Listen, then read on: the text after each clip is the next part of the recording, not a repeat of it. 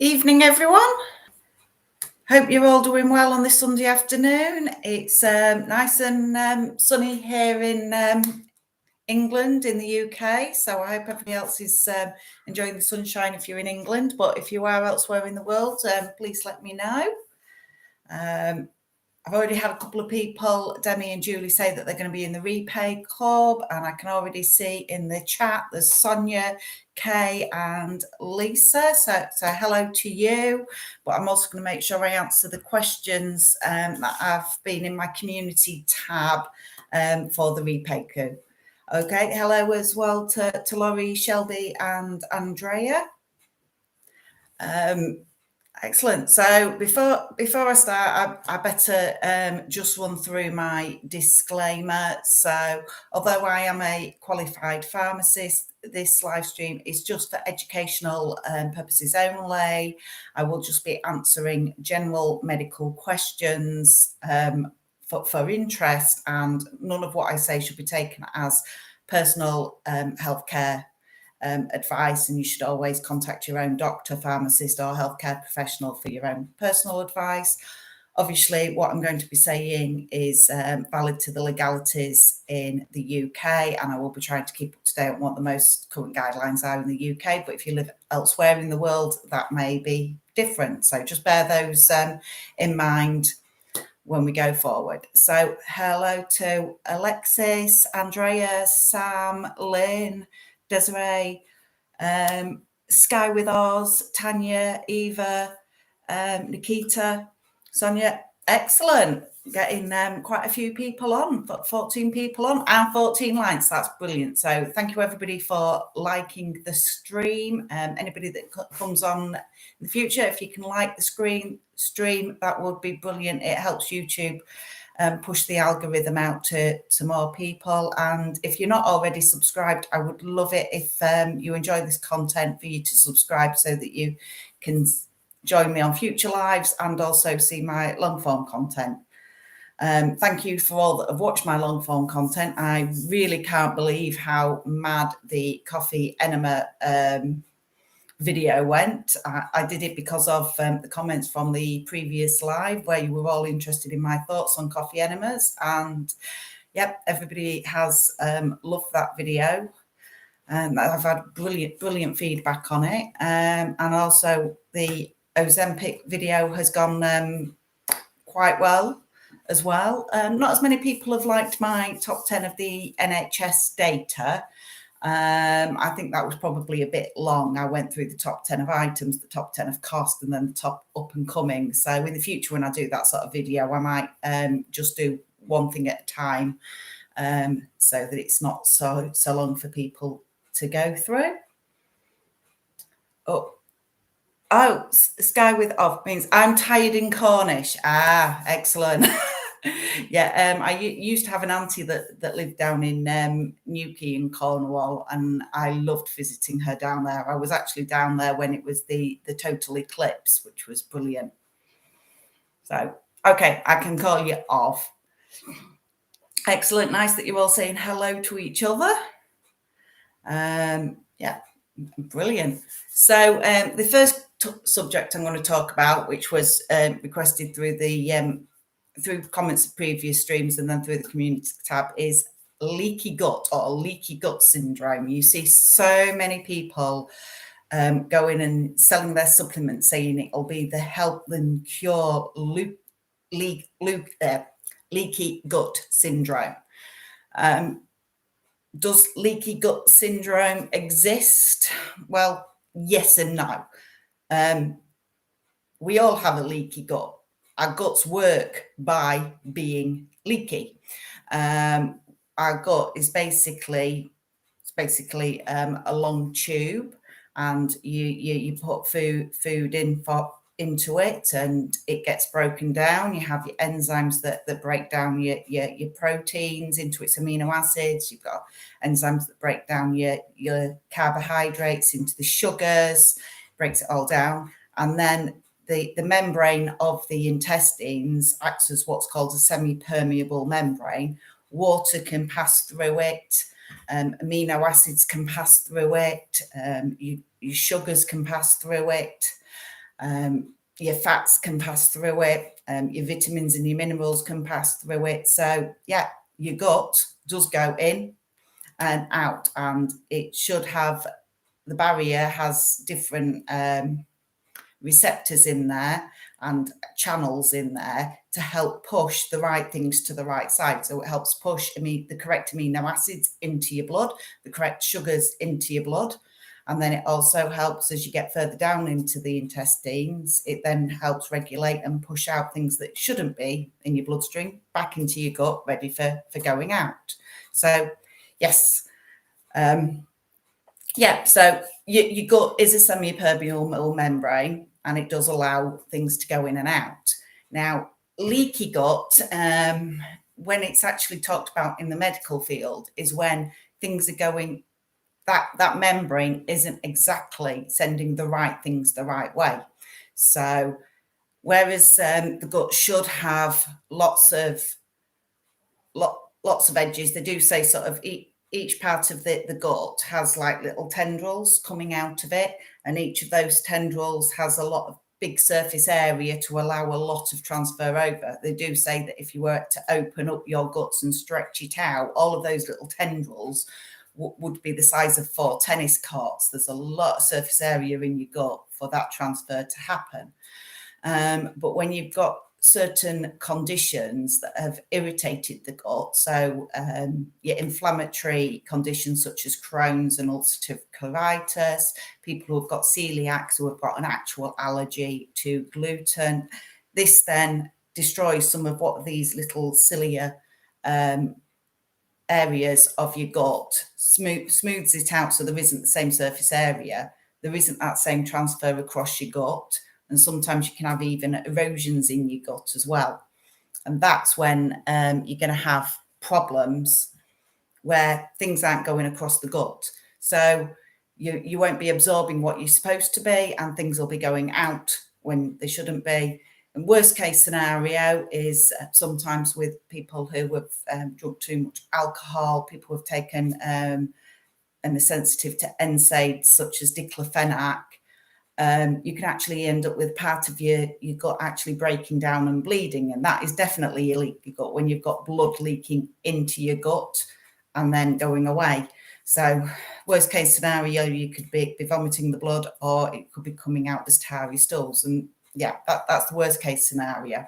And even with people with Crohn's and colitis, they can end up with blood in their stools because everything's coming out. That barrier has broken down, and it's not acting as a semi-permeable membrane. Things are putting out.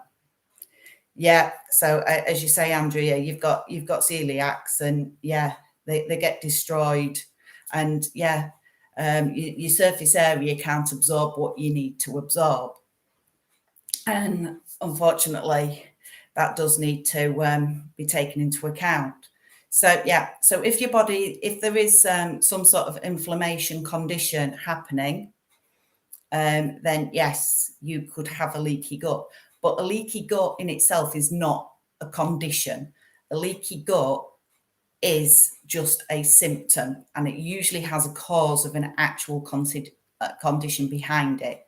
So when people are talking about treating a leaky gut with supplements, that's not going to solve the underlying issue. If you actually have got a leaky gut, if there is something wrong with the lining of your stomach, then you need to be going for proper investigations, whether that be a colonoscopy to actually have a camera up there and see whether the lining's broken down, or having other tests, whether you've got an allergy, and then actually treating the actual cause. If you've got something like Crohn's and ulcerative colitis, where it's your own body's immune system causing an inflammatory response, that's got to be treated with actual medication to calm down the inflammation. Although having a good diet to support it will help, you've got to get to the root cause. The same if you've actually got an allergy to gluten, and that's true celiacs with a true allergy to gluten, your actual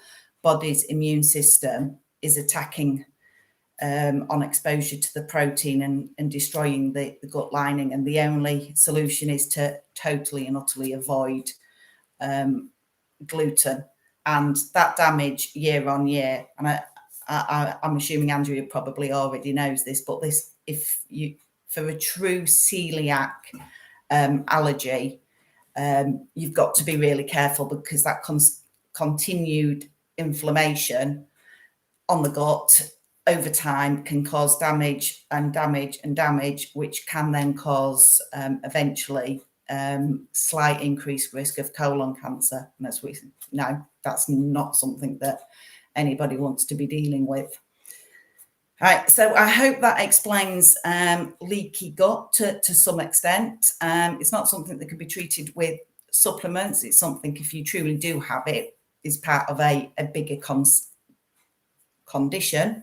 And then that moves me on to one of the other topics that was asked about, which is probiotics.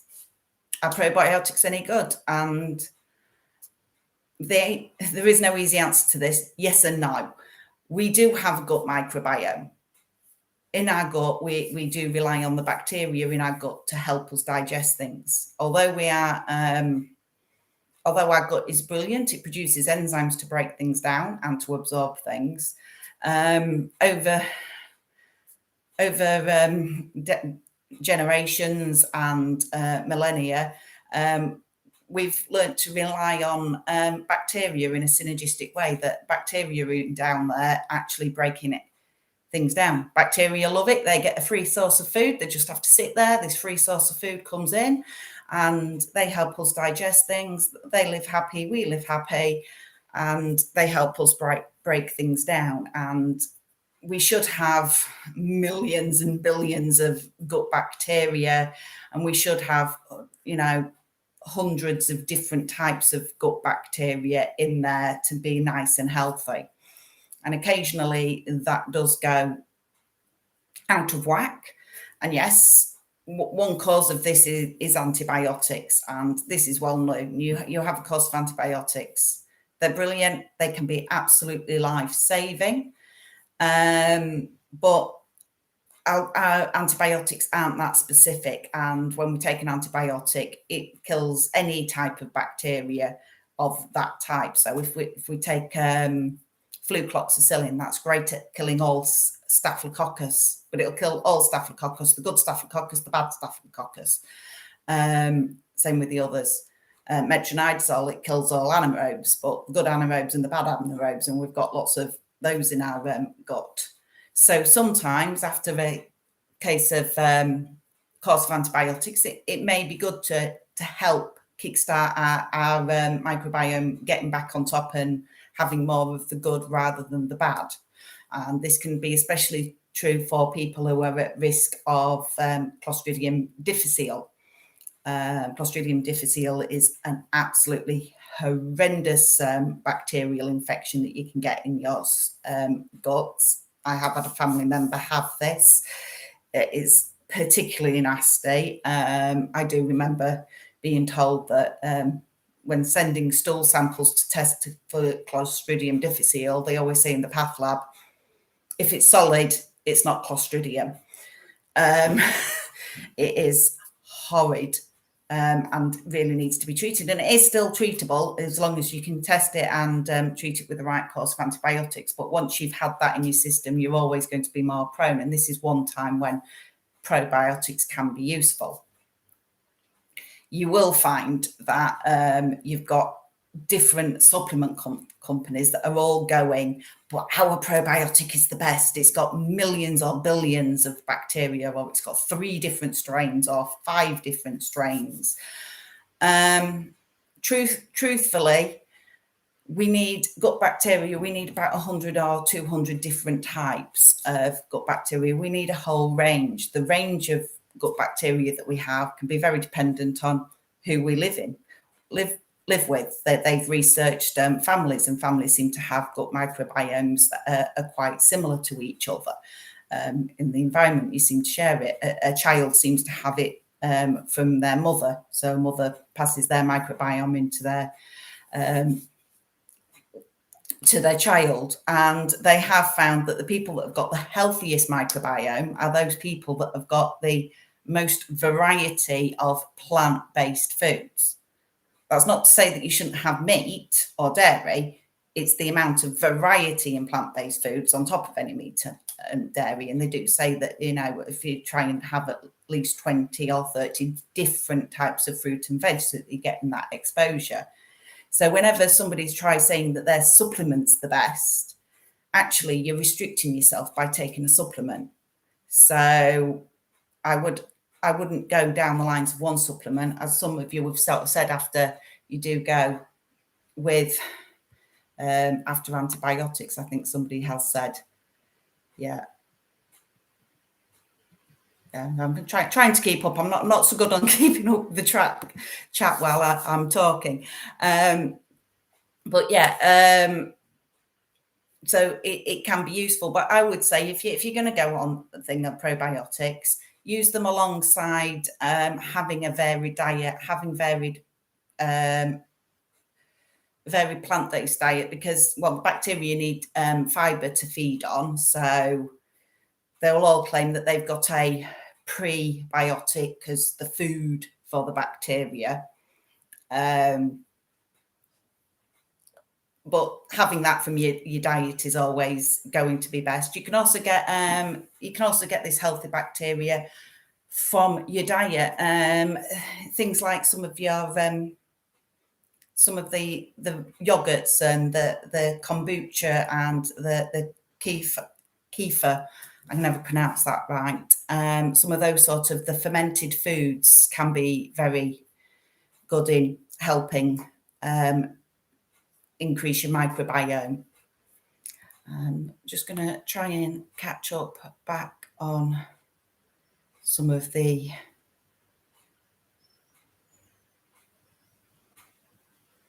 content.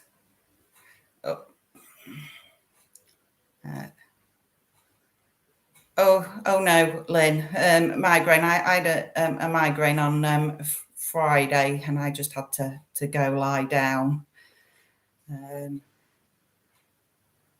So lots of people lurking as well. That's brilliant.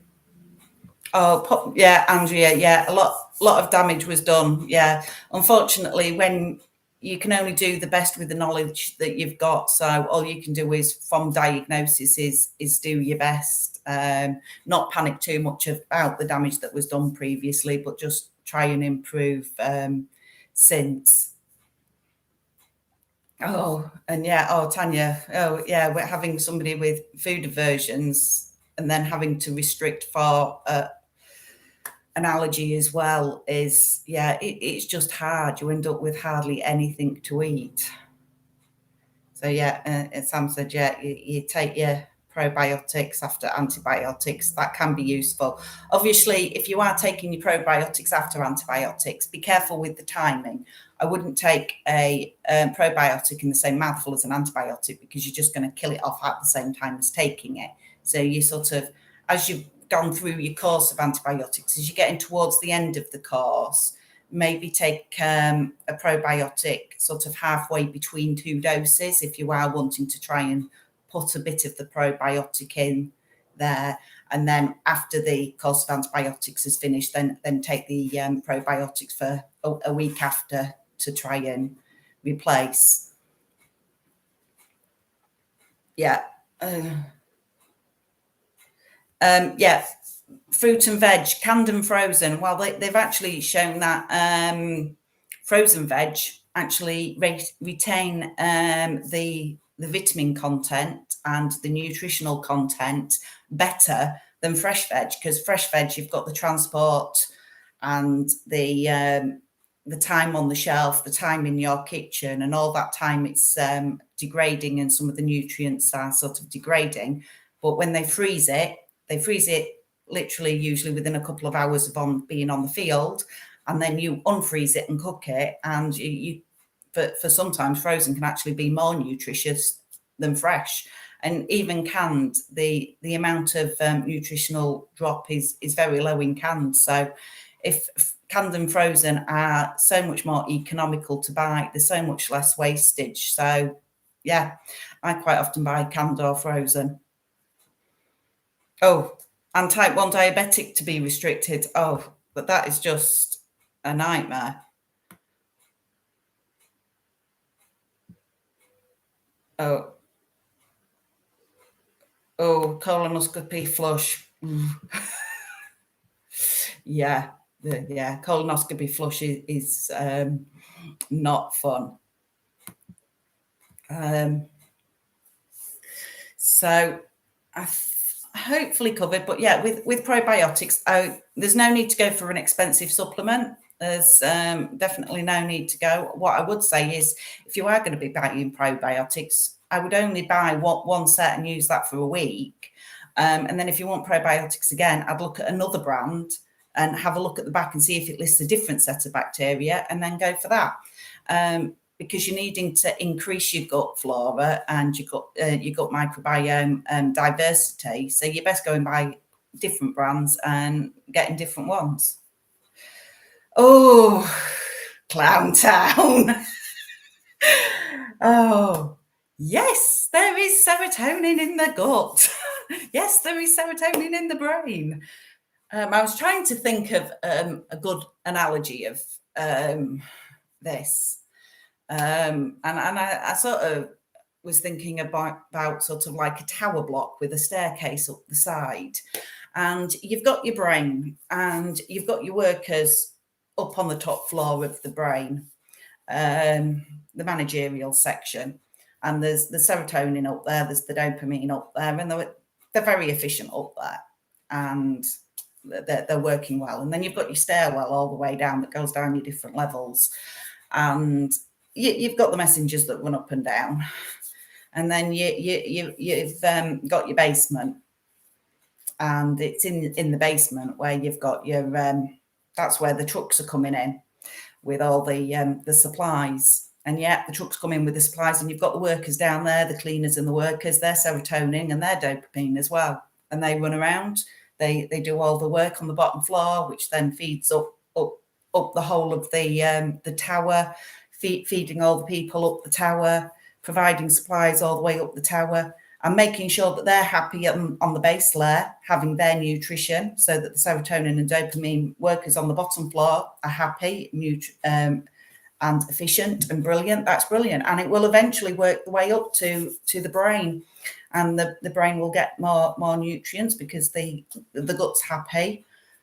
But just because you're feeding the gut and getting the serotonin to the gut doesn't mean those gut serotonins are suddenly going to go up to the top floor to the brain, to your serotonin managers up there, and suddenly make you happy.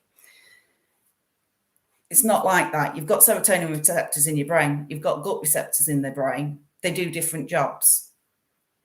So yes, having a whole holistic work of your body does work, but just by increasing things in one area of your body doesn't mean that the whole, suddenly going to make yourself happy. And even so, just even if you just injected somebody with serotonin, it's not going to get rid of mental health disease. Mental health disease is much more complicated than that. Even when you take somebody who takes the serotonin reuptake inhibitors that allows there to be more serotonin in your brain, it's got to set up a feedback loop. It's got to work across all the whole neuron setup. It's got to work on the systems around it, and it's not going to change the actual neuron makeup of your brain. That can only be done through therapy, unfortunately. So to alter the way that the brain functions is a lot more complicated than just putting serotonin in.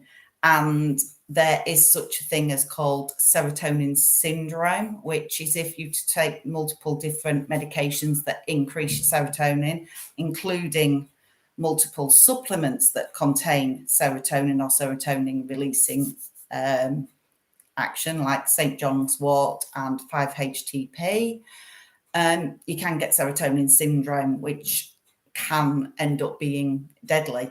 So I would always be careful when you've got supplements that are claiming to increase serotonin, in the same way that I am cautious when you've got multiple medicines that increase serotonin. You look out for serotonin syndrome, you start on a low dose, you work your way up, and you look out for the differences. So I hope that my analogy worked okay there with the serotonin clown town, if that answered your question.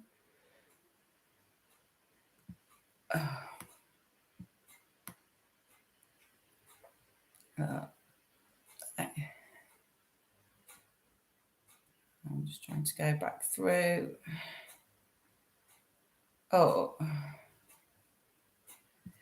Alexis, the dog's bacteria and human's bacteria.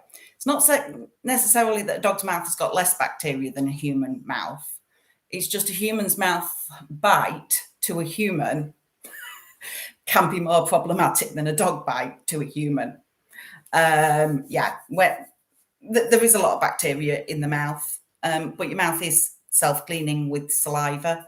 But yes, if you do get bitten by another human, not so much if you get bitten by yourself, but if you get bitten by another human, then the bite can have the potential to be problematic. Sort of the strep and staph, that's bacteria that live in your mouth. If you actually break the skin with it, is not that helpful. And I don't know whether you can actually see, but I've got a scratch here. But then I actually ended up with a massive infection from my kitten while I was trying to remove a mouse from my kitten and and I ended up with a massive infection. But yes. Yeah. After take the antibiotics, you want to get your good bugs back. Yeah. Sonia, beans are brilliant. All your beans, even baked beans, even if you have to have baked beans covered in tomato sauce.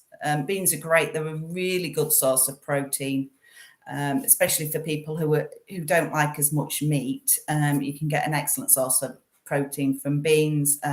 Some of your other beans and lentils can be fairly high in sort of your good fats and your omega fatty acids. For those people that don't like fish, you can get your omega fatty acids from your lentils and beans. Yeah, you don't have to like. Yeah, I like my veggies. I just don't eat enough. Yeah, I don't eat enough. I'm all for convenience sometimes. I live a bit busy life, and yeah, it can be hard to get the full range in. So yeah.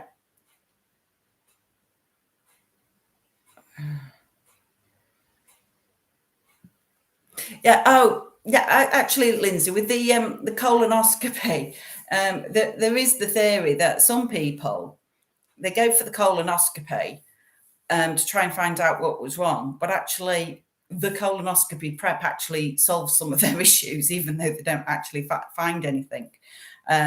Unfortunately, the colonoscopy prep is not that fun. It is just a large amount of laxative to flush through the system, to empty it out of any stools so that the camera can actually see. It's not something that should be done on a regular basis, and it should be something that's done under medical supervision. You don't want to just keep wiping out. And there is the theory that sometimes if you have got an imbalance of bad and good bacteria in there, if you flush it out, then you can do a reset on it. But you don't want to be redoing that reset too much, because if you've got good bacteria in there in the correct balance, you don't want to be flushing it out, because then you risk resetting it by putting bad bacteria in there and having the wrong. So, so thrush issues after antibiotics. So antibiotics, as well as so it clears the good bacteria, and some good bacteria keep away your sort of fungal infections such as candida, because your good bacteria allow the right level of that and keep that at bay. So sometimes if you get rid of the good bacteria, candida can then flourish, and you get thrush either in your mouth or under any crevices and orifices, and then that needs an antifungal to get rid of it, clotrimazole or metronidazole, miaconazole. So But yeah, that's worth doing. So if you do know that you always get thrush after a course of antibiotics, it's good to you take your course of antibiotics, you wait until the day after, you then take the medicine to get rid of the candida, and then hopefully you've reset.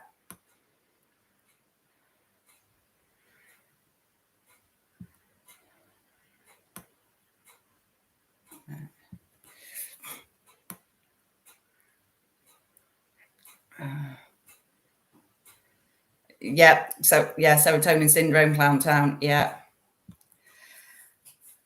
Right, so 5-HTP causing fibromyalgia-like symptoms.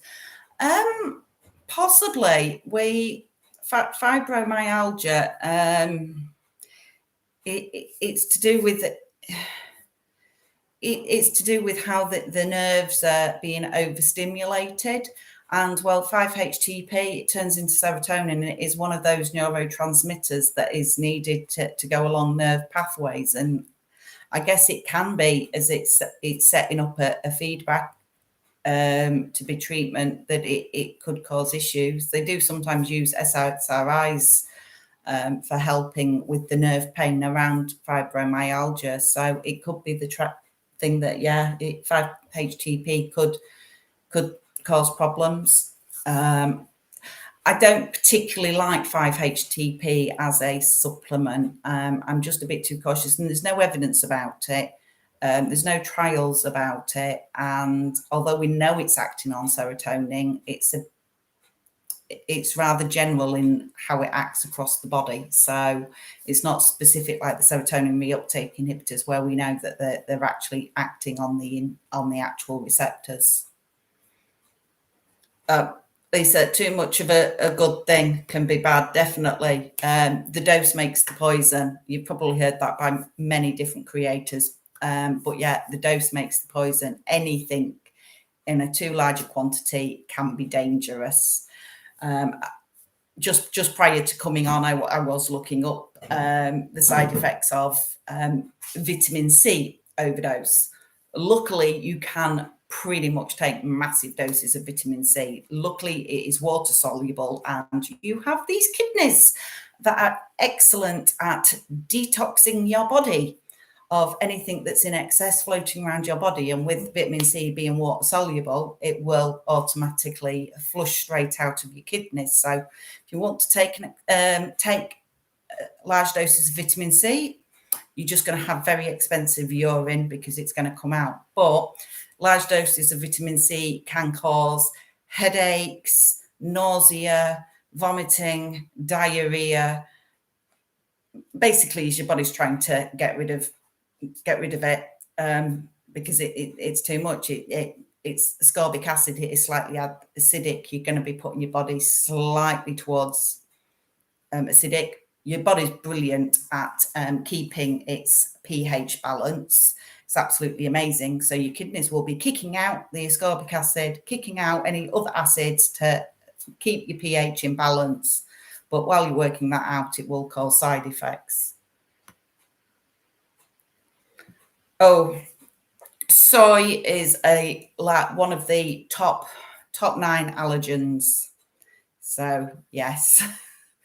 Yeah, it is worth the amount of things that soy is hidden in is crazy. It's pretty much in lots of different sources. So whenever you go anywhere, you really need to be looking at all the different medicines. So Nikita, serotonin syndrome. If you're going through to talk to the correct doctor about starting medication, they will always go through serotonin syndrome with you as you're increasing. Okay, so not that cake. For somebody who gets discomfort from beans and veg, yes. So fiber is touted as brilliant, and yes, it is. Increasing the fiber in your intestines can be brilliant. Unfortunately, not everybody can tolerate as much fiber, especially somebody who's had low doses of fiber previously. You can't suddenly go from having no fiber to the correct amount of fiber. your body can't adjust that quickly. You do actually need to increase it up slowly. Plus, you have two different types of fibre. You have what's called soluble fibre and insoluble fibre.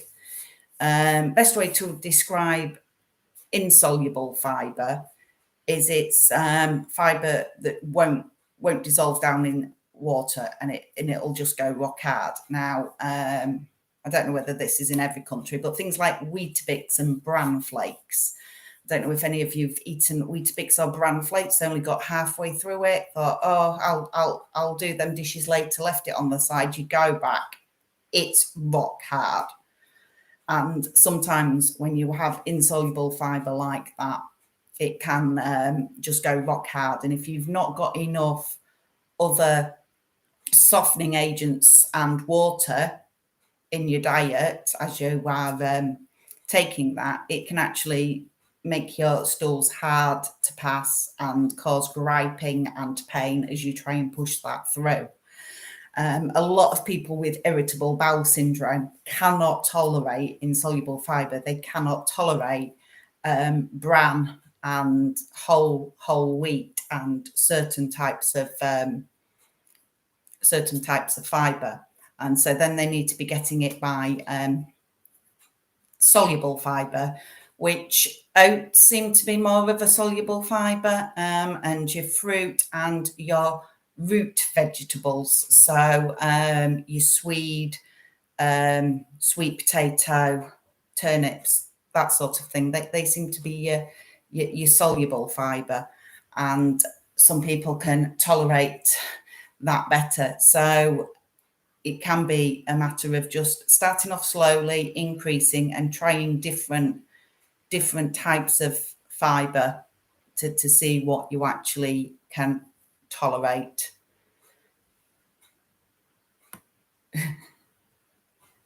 Okay, yeah, colon prep it is awful. Yeah, this was always one thing that we used to get train all our resident pharmacists with as they were going, and basically the instructions are, it's a macrogol laxative, which is a laxative that pulls water into the intestines, and basically you drink it and it just pulls more and more water in to actually flush it through. And basically the instructions are is to drink it, keep drinking it until it's coming out the other end the same consistency. Not pleasant. I always advise that, be close to a toilet that nobody else needs to use. I'm not quite sure how people get from being at home up to the hospital after taking the colon prep.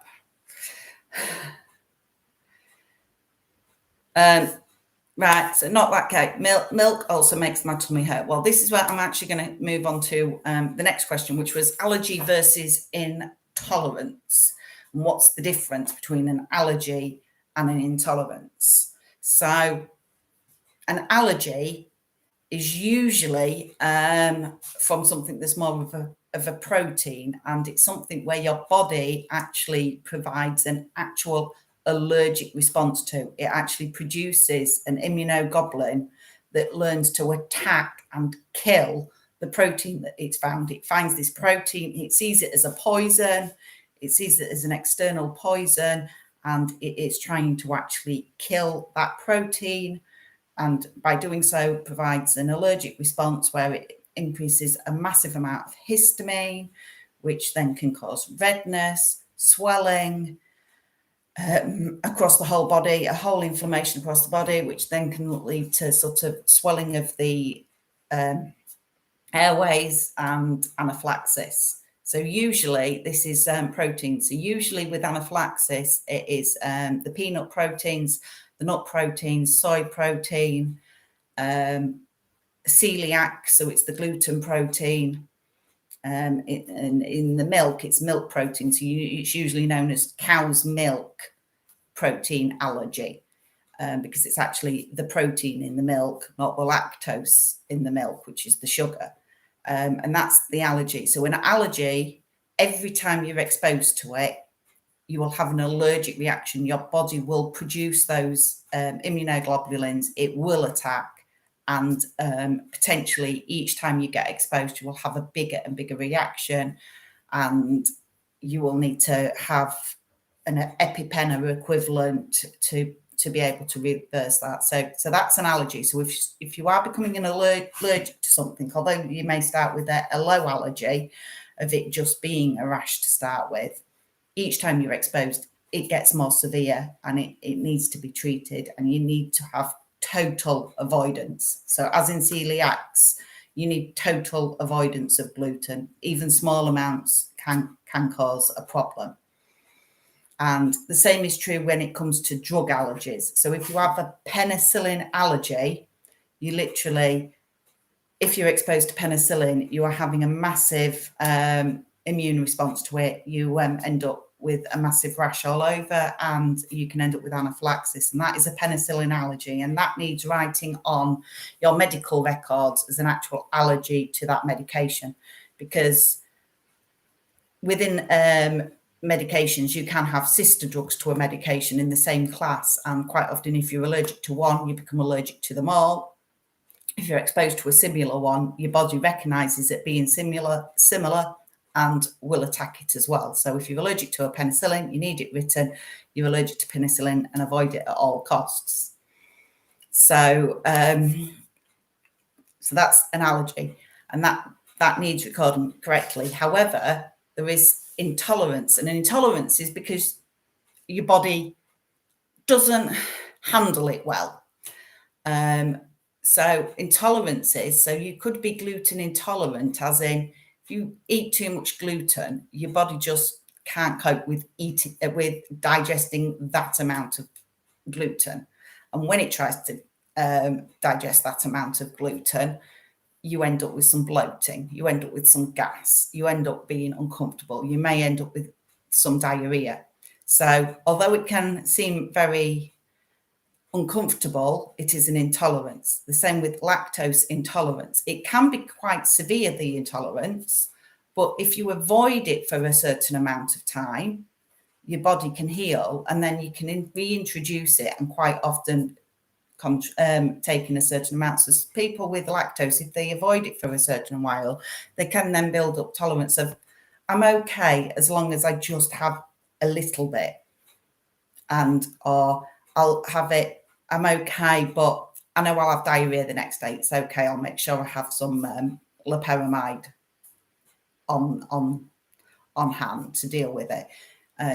And then that's the same with medication. With medication, there's quite a lot of medication cause side effects. So there's the majority of people, penicillin causes them to have diarrhea, as we just discussed with the microbiome. It upsets the microbiome, it upsets the gut, you'll get diarrhea. So the majority of people with penicillin will get diarrhea. And that's more of a side effect and an intolerance to penicillin. And that needs to be discussed on whether you carry on with that course of antibiotics. And a lot of people think that they're allergic to penicillin when actually they're just intolerant and have side effects from penicillin. And actually you don't want to be restricting that, because in the future, they may still be able to have life-saving treatment from penicillin, especially if they're in hospital, and they could have the penicillin via an IV drip rather than orally, and be able to tolerate it better and get the treatment, especially first line for meningitis. Penicillin still is the best choice. And quite often, if you've got side effects of diarrhea from penicillin, the choice of a second agent is erythromycin and clarithromycin, and they actually have a higher rate of side effects of diarrhea. So people are saying, I've got diarrhea, I want a different one, when actually the alternative they're going to get is actually worse, unfortunately. I'm just going to try and catch up on the questions. I'm not very good at multitasking. I think so.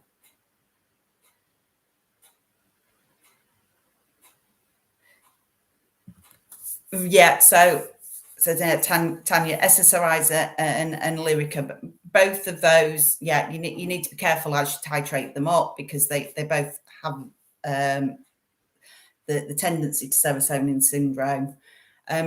Luckily, Tylenol, paracetamol, acetaminophen, depending which country you're in, luckily doesn't actually have any interactions with anything. It doesn't act on serotonin, so it can always be good.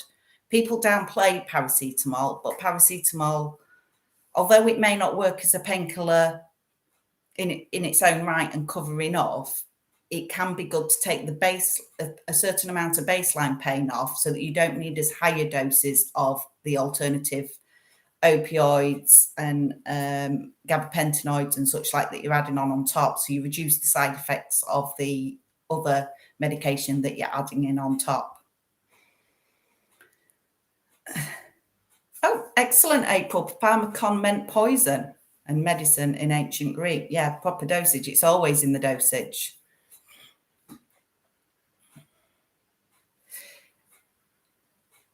Are there any situations in somebody need a detox other than like drugs? There has been people who are exposed to high dose of chemicals in an industrial setting may need certain types of detoxes.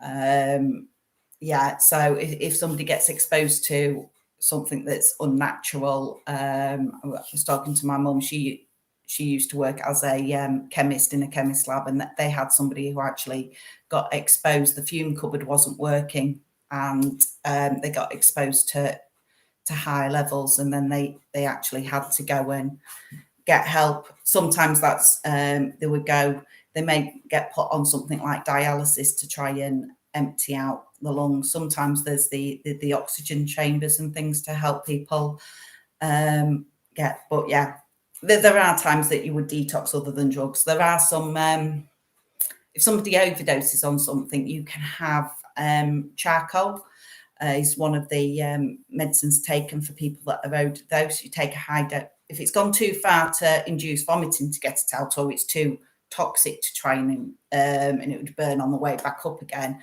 you can take a high dose of charcoal into your intestines to try and flush it out so that it doesn't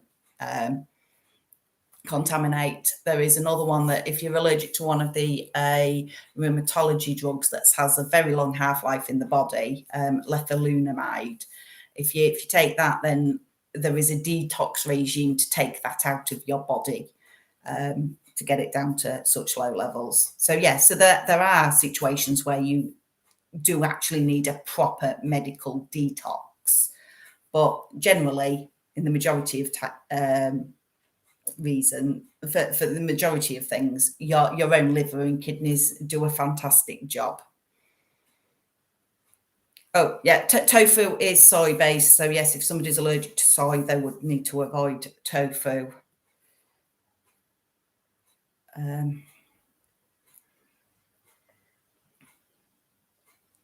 Yeah, Elizabeth. Yeah, there's Texas. Yeah, I wouldn't say it's just Texas. There's wild MLM claims from everywhere, and yeah, they will quote that an ingredient is helpful, and every vitamin is essential. So you can label that every vitamin is essential, and you can label all the functions that those vitamins do in your body. But that doesn't mean that you have to then take them in a mega supplement. You just try and get it in a balanced diet. And yes, there are different things in nature that are helpful, but quite often you don't need them unless you actually have a deficiency or a problem that needs to thing. But yeah, how to manage the wild claims, I don't know. I don't know how we manage them. That's why I've started this this YouTube channel, because I just get so angry watching all the claims. And as I really appreciate all the other anti-MLM creators out there. They do a fantastic job, and some of them have a certain amount of medical background, but I just wanted to be here to back them all up and encourage them that they are on the right track, and that I can help them with the evidence base behind that. Alexis, are oats healthy? They are. Oats are healthy. They're a nice carbohydrate. They contain soluble fibre, which some people tolerate better than others. It's not a superfood. In fact, there is no superfoods. But if you like oats and you want to incorporate it into your diet, then that's fine, as long as it's part of a balanced diet, that you're getting the correct amount of carbohydrates for your needs with the oats. It does depend on what you do with the oats. I wouldn't say have more than like 10 or 20% of your diet of oats. I wouldn't just eat porridge morning, noon, and night like Goldilocks. But yeah, oats are fine in a healthy, balanced diet.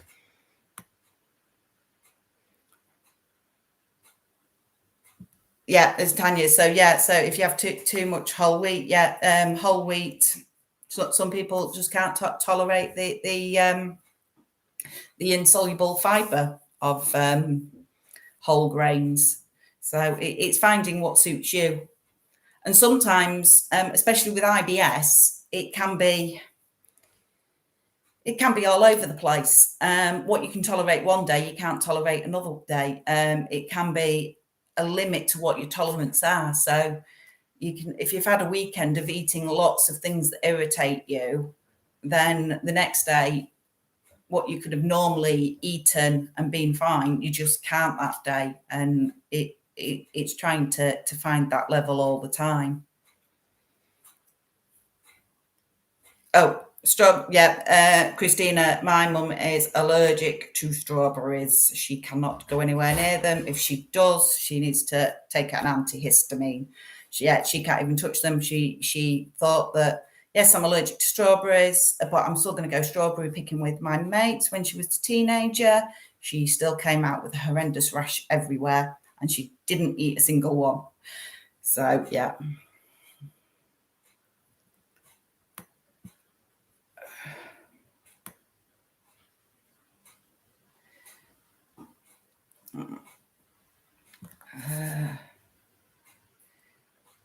Oh, thank you, Beauty. It's a mixture of accents from the UK. So,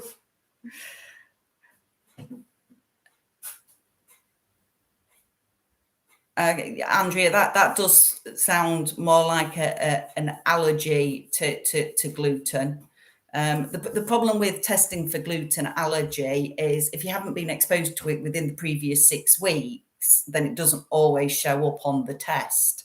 So that can be a hard one to say. You've got to expose yourself to have the test to prove that you are. So yeah, if you're best avoiding it and you can find yourself a balanced diet without it, then do that.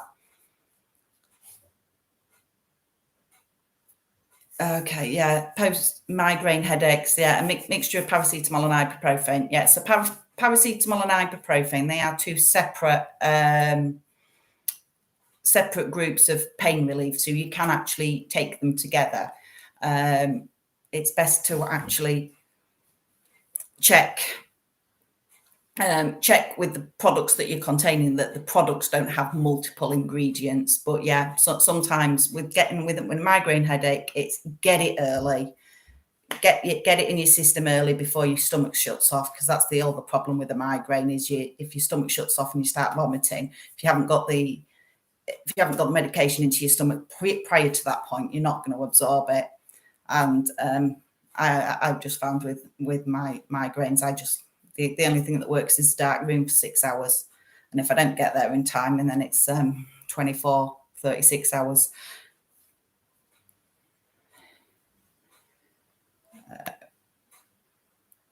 Which MLM do I think is the worst? Well, at the moment, I'm going on Amare. So, yeah. But that's just because I'm particularly finding one particular lady particularly bad. If you'd like to know which one, I would recommend going and watching Hannah Alonso's deep dive into Amare.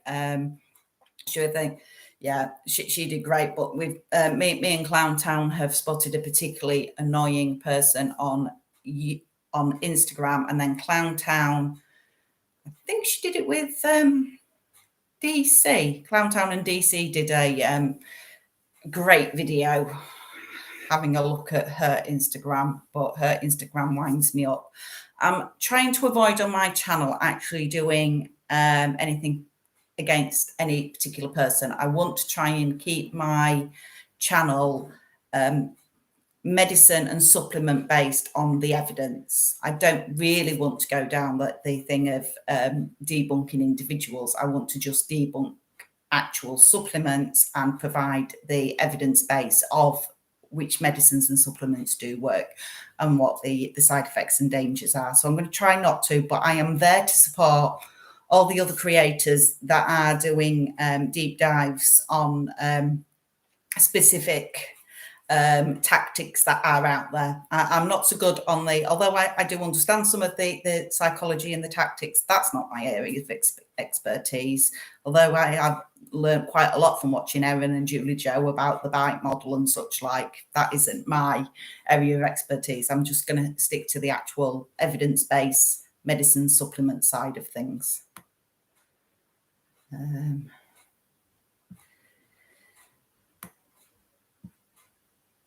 Yeah, she is particularly annoying.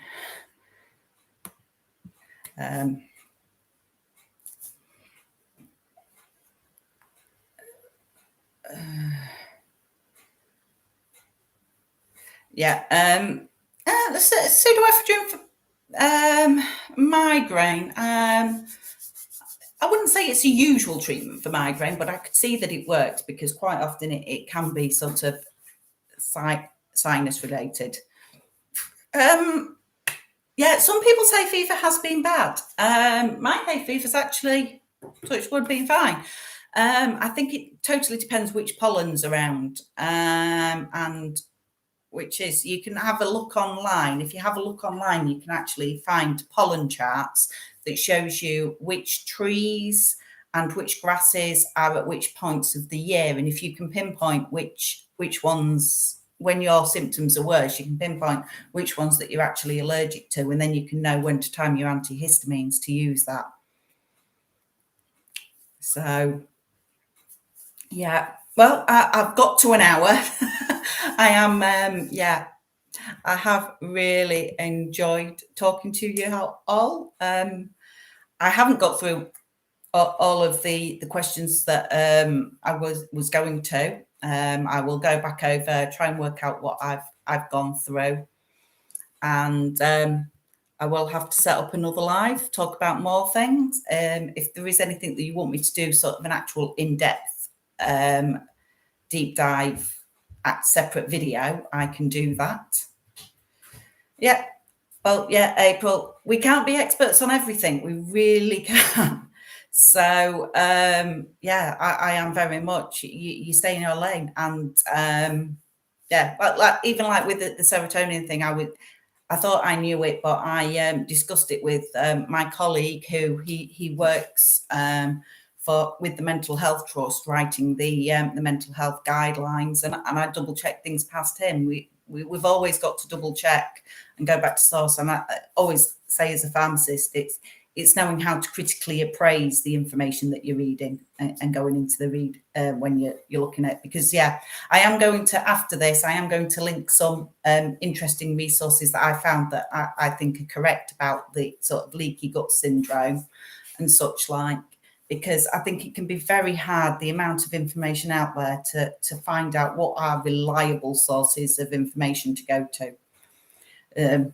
What I would always say is, if you're ever looking online and you're searching for something, the top 4 or 5 on Google are always advert, advert, advert. Any that say adverts, go straight past them and then go to something that's more of a sort of a national resource or a university resource. And go for them sort of things. So thank you so much for everybody. It says that I've had 33 likes while I've been on, and there's still 21 of you on here. So thank you so much. And I look forward to doing another one of these streams.